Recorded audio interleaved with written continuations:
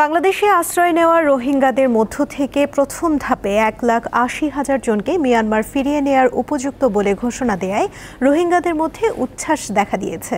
তবে রাখাইন রাজ্যে ফিরে যাওয়ার আগে নাগরিকত্ব ও সহায় সম্বল ফিরে পাওয়া ও নিরাপত্তা চান কক্সবাজারের বিভিন্ন ক্যাম্পে থাকা রোহিঙ্গারা।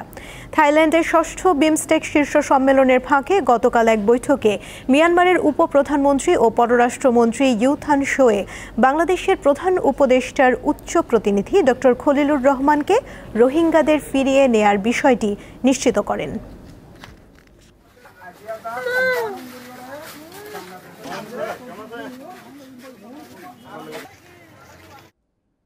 কক্সবাজারের রোহিঙ্গা ক্যাম্পে রয়েছেন সহকর্মী হারুনুর রশিদ। তিনি যোগ দিচ্ছেন আরও তথ্য নিয়ে। হারুন, রোহিঙ্গাদের ফিরিয়ে নেয়ার ঘোষণা দেয়ায় ক্যাম্পের বাসিন্দাদের প্রতিক্রিয়া কেমন দেখছেন?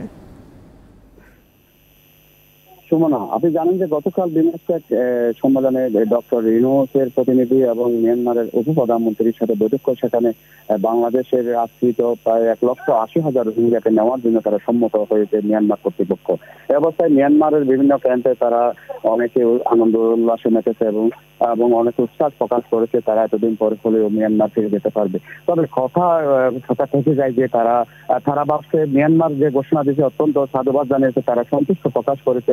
এই অবস্থায় তারা ভাবছে কোথায় নিয়ে যাবে, কখন নিয়ে যাবে, তাদের যে আরফান এসে তারা ফিরে পাবে কিনা, তাদের বসতঘর ফিরে পাবে কিনা, তাদের মান মর্যাদা সে নেওয়া হবে কিনা, তাদের ডিগনিটি, তাদের যে সিকিউরিটি এইসব তারা পাবে কিনা, এই কথা তারা বারবার বলছে। তারা বলছে 1,80,000 কেন নিলে তো 10 থেকে 12 লক্ষ রোহিঙ্গাকে তাদেরকে নিয়ে যাওয়া হবে, নিয়ে যেতে হবে এবং প্রতি বছর এখানে প্রায় 30,000 নতুন শিশুর জন্ম হচ্ছে রোহিঙ্গাদের। এদের কি হবে এবং তাদের ভবিষ্যৎ ঠিকানা কি হবে, তাদের জন্মভূমি তারা ফিরতে পারবে, এইসব প্রশ্ন তারা বারবার করে যাচ্ছে। যদিও বলছে তারা কখন নিয়ে যাবে এবং আসলে কতটুকু তারা আন্তরিকতার সহিত কথাটা বলছে, তারা বারবার এই কথাটা বলছে।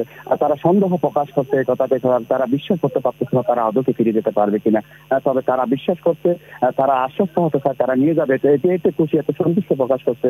তবে কিভাবে, কখন আবার তাদের জন্মতে ফিরবে এই প্রত্যাশাটা রাখি এবং তারা যেন মান মর্যাদার সহিত আত্মমর্যাদা নিয়ে তাদের ভূমিকে, তাদের বসতবাড়ি ফিরতে পারে, এই আশাবাদ তারা ব্যক্ত করতে বারবার। এখন এদিকে রোহিঙ্গা কমিউনিটির যারা যেসব নেতারা আছে তারা একটা বৈঠকে বসছে, তাদের সেখানে তারা একই অভিব্যক্তি প্রকাশ করছে। তারা চায় একসঙ্গে প্রায় 10 থেকে 12 লক্ষ রোহিঙ্গা তারা একসাথে তাদের বাড়ি ফিরতে চায়, এই প্রত্যাশার কথা তারা জানিয়েছে। সুমনা, কক্সবাজার থেকে যুক্ত ছিলেন সহকর্মী হারুনুর রশিদ।